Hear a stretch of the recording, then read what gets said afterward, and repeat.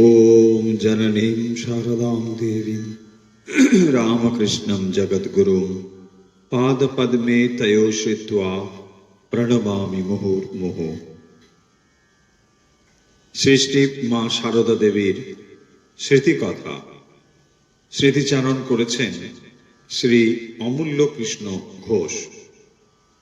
তিনি লিখছেন, সেই মাকে প্রথম দর্শন করি 1913 খ্রিস্টাব্দে জয়রামবাটিতে। শিলং হইতে আগত 2-3 জন ভক্তের সহিত গরুর গাড়ি চড়িয়া বিষ্ণুপুর হইতে রওনা হইলাম। জয়রামবাটিতে সৃষ্টি মায়ের বাড়ি গিয়া যখন পৌঁছিলাম, তখন রাত্রি প্রভাত হইয়া একটু বেলা হইয়াছে। সংবাদ পাইবা মাত্র মা ডাকিয়া পাঠাইলেন।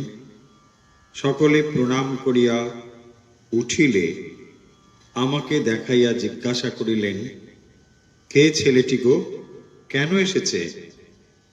আমার বয়স তখন 13-14। পরিচয় শুনিয়া বলিলেন, তাই তো ভাবছিলুম, এ মুখ যেন আমার চেনা।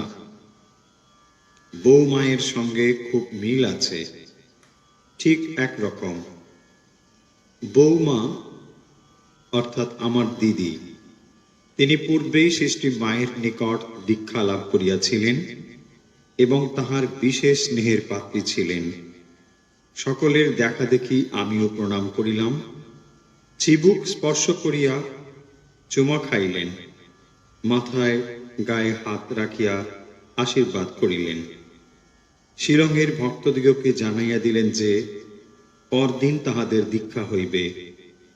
দীক্ষা প্রার্থী ভক্তেরা পরদিন প্রভাতেই স্নানার্থে ও ফুল সংগ্রহার্থে বাহির হইয়া পড়িলেন। আমিও ইত্যবসরে বাহির হইয়া পড়িলাম জয়রামবাটি গ্রামটি ঘুরিয়া দেখিবার জন্য। বেলা প্রায় 9টা। জয়রামবাটির রাস্তায় রাস্তায় ঘুরিয়া বেড়াইতেছি। একজন হাঁপাইতে হাঁপাইতে আসিয়া বলিল, তুমি এখানে কি করছো?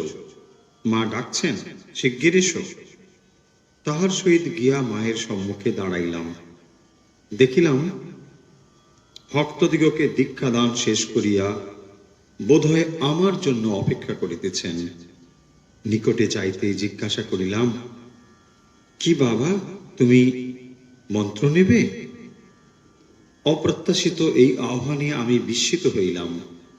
দীক্ষা লইবার কোনো কল্পনা আমার ছিল না। সৃষ্টি মায়ের নিকট দীক্ষা পাওয়া যে আমার পক্ষে সম্ভব, তাও আমার ধারণাতীত ছিল। আমি জয়রামবাটি গিয়াছিলাম সৃষ্টি মা কেমন তা দেখিবার জন্য। তাই অপ্রত্যাশিত আহ্বানে আশ্চর্য ও উৎফুল্ল হইলাম। মুখে কথা ফুটিল না, বুক কাঁপিতে লাগিল। আমাকে নির্বাক দেখিয়া মা বলিলেন, যাও, শিগগির স্নান করে এসো, আমি অপেক্ষা করব।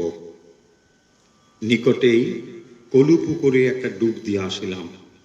মায়ের কাছে গিয়া দেখি দক্ষিণ মুখ পুজোর ঘরে পূজার আসনে মা বসিয়া আছেন। পাশের একটি আসনে আমাকে বসিতে বলিলেন। কিছুক্ষণ চক্ষু মুদ্রিত করিয়া রহিলেন।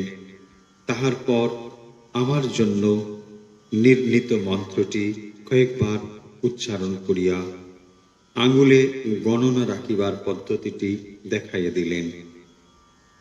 আমি ঠিক মতো বুঝিয়াছি কিনা বোধহয় সে বিষয়ে নিঃসন্দেহ হইবার জন্য আমাকে জপ করিতে বলিলেন। আমার মন্ত্রোচ্চারণ ও অঙ্গুলি গণনা নির্ভুল হইয়াছে দেখিয়া খুশি হইয়া বলিলেন, ঠিক হয়েছে, এইটি আর মনে থাকবে না? খুব থাকবে। কয়েকটি ফল হাতে দিয়া বলিলেন, ওগুলি আমার হাতে দাও, দক্ষিণা দিতে হয়। আদেশ পালন করিলে বলিলেন, এখন পা ছুঁয়ে প্রণাম করো। আবেগে শ্রীচরণে মাথা রাখিয়া প্রণাম করিয়া উঠিতেই বলিলেন, একটু দাঁড়াও। ঘরের উত্তর পশ্চিম কোণে শিকায় ঝোলানো হাড়ি হইতে 2টি মোয়া বাহির করিয়া স্বয়ং দাঁতে কাটিয়া একটু খাইলেন। তাহার পর ওই মোয়া 2টি আমার হাতে দিয়া বলিলেন, এখানে দাঁড়িয়ে খেয়ে নাও। এই আমার প্রথমবার দীক্ষা। আমার কিশোর জীবনের অভাবনীয় ঘটনা, অহেতুক কৃপার কথা শুনিয়াছি, ইহা কি তাই? কাজ করাইতে গিয়া পরশমণি পাইলাম, কোনো অনুরোধ বা প্রার্থনা করিতে হইল না। করুণাময়ী জননী কৃপা করিয়া ডাকিয়া দীক্ষাদান করিলেন। প্রায় 5 বছর পরের কথা, 1919 খ্রিস্টাব্দের জানুয়ারি মাস। শ্রী মা কলকাতা থেকে জয়রামবাটি যাইতেছেন। বিষ্ণুপুরে প্রিয় ভক্ত সুরেশ বাবুর বাড়িতে কয়েকদিন বিশ্রাম করিবেন, সঙ্গে কয়েকজন সাধু ব্রহ্মচারী। সংবাদ পাইয়া স্নানান্তে কিছু ফুল সংগ্রহ করিয়া রওনা হইলাম। বাড়ির দরজায় আসিয়া প্রবেশ পথে বাধা পাইলাম। একজন ব্রহ্মচারী বলিলেন, আজ আর হবে না, মা বড় ক্লান্ত। কাকুতি মিনতি করিলাম। কিং কর্তব্য বিমূঢ় হইয়া জোর করিয়া ঢুকিতে গেলাম, পারিলাম না। হাতে মাতৃপূজার জন্য অঞ্জলি ভরা ফুল আর চোখে জল। চাহিয়া দেখি সকলের চোখে কৌতুক, মুখে চাপা হাসি। একজন সন্ন্যাসী গম্ভীর স্বরে জিজ্ঞাসা করিলেন, নাম কি তোর? পড়াশোনা ছেড়ে কেন এসেছিস এখানে? আরো কত প্রশ্ন, যথাযথ উত্তর দিলাম। নিজেকে নিতান্ত অসহায় ভাবিয়া কাঁদিতে লাগিলাম। ঠিক এই সময়ে কে একজন আসিয়া বলিলেন, অমূল্য কার নাম? কোথায় ছেলেটি? মা ডাকছেন। যিনি আমাকে ডাকতে আসিয়াছিলেন তাহার সহিত চলিলাম মাতৃ সন্দর্শনে। চোখ মুছিয়া লইলাম। ঢুকিয়াই দেখি ডান দিকের ঘরের চৌকির ওপরে বসিয়া জগৎজননী মা। পাদুখানি মেঝেতে নামানো, পাদুটি একটু ফ্যাকাশে ও শীর্ণ, নীল শিরাগুলি দেখা যাইতেছে। মুখ দেখিয়া মনে হইল বড় রোগা হইয়া গিয়াছেন। মায়ের পশ্চাতে চৌকির এক পাশে রাধু শুইয়া আছে, বোধ হইল অসুস্থ। মায়ের পায়ের উপরে ফুলগুলি রাখিয়া প্রণাম করিয়া এক পাশে দাঁড়াইয়া রইলাম। মা বোধহয় মনের কথা বুঝিলেন, বলিলেন, কাছে এসো বাবা, কিছু বলবে? মা চৌকির উপরে বসিয়া, মায়ের কাছে নতজন হইয়া বসিয়া আমি মায়ের মনের কথাগুলি বলিলাম। আমার মনে যে সমস্ত কথা, তা মাকে ধীরে ধীরে বলিলাম। শুনিয়া প্রসন্ন মুখে মা কিছুক্ষণ স্থির হইয়া রহিলেন। ঘরের মধ্যে যে 2-1 জন ছিলেন, তাহাদিগকে একটু বাইরে যাইতে বলিয়া আমাকে বলিলেন, আজ অপর একটি মন্ত্র দিচ্ছি তোমাকে, মন দিয়ে শোনো। এই মন্ত্রটি এখন জপ করবে, আগেরটি 12 বার জপলেই হবে। এই বলিয়া মৃদুস্বরে মন্ত্রটি কয়েকবার উচ্চারণ করিলেন। এই মহামন্ত্র কর্ণে প্রবেশ করা মাত্র আমার সারা অন্তর অপূর্ব পুলকে ভরিয়া উঠিল।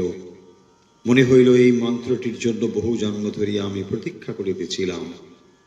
যে ফুলগুলি দিয়া সৃষ্টি মায়ের চরণ পূজা করিয়াছিলাম, সেগুলি কুড়াইয়া লইলাম। বাইরে আসিতেই সেই ব্রহ্মচারীটি, যিনি আমার প্রবেশ পথে বাধা দিয়াছিলেন, তিনি পুনরায় আমাকে টানিয়া লইয়া গেলেন সেই সন্ন্যাসীর কাছে। দেখিলাম সেই গম্ভীর প্রকৃতি সন্ন্যাসীর চোখে করুণা, মুখে মৃদু হাসি। ভয়ে ভয়ে কাছে গিয়া দাঁড়াইতেই তিনি আমাকে বক্ষে জড়াইয়া ধরিলেন। সৃষ্টি মায়ের স্মৃতিচারণ করেছেন শ্রী অমূল্য কৃষ্ণ ঘোষ। ওম শান্তি শান্তি শান্তি। হরি ওম তৎসৎ। শ্রীরামকৃষ্ণার্পণমস্তু।